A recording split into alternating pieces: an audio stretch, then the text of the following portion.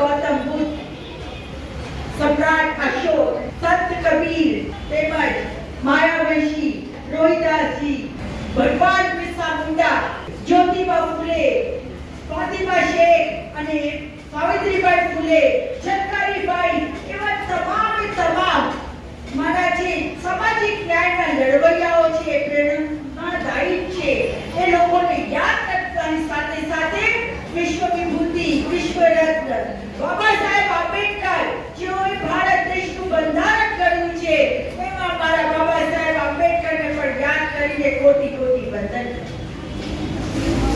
હમણાં અહીંયા એક દીકરીએ રમાબાઈ વિશે ખૂબ જ સરસ વાત કરી કે રમાબાઈ એક આપણા જેવી બેન હતી, પરંતુ એમને સમાજને આગળ લાવવા માટે કેટલી કઠિનાઈઓ વેઠી છે.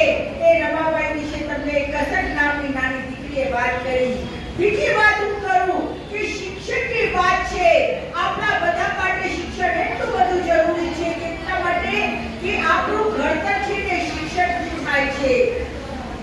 સાવિત્રીબાઈ ફૂલે 1844માં સૌથી પહેલું સ્કૂલ શાળા શરૂ કરી મહિલાઓ માટે સાવિત્રીબાઈ ફૂલે શરૂ કરી.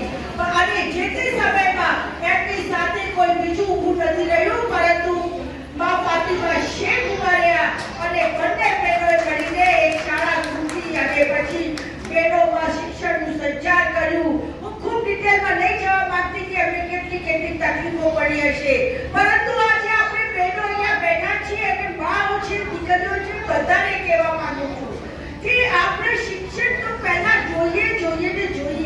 હું જોઉં છું કે આપણા સમાજમાં, ગરીબ સમાજમાં, મધ્યમ વર્ગમાં છોકરી 10 વર્ષ 12 વર્ષની થતી નથી કે એને ઝાડુ પકડાઈ દેવામાં આવે છે, પોસું પકડાઈ દેવામાં આવે છે.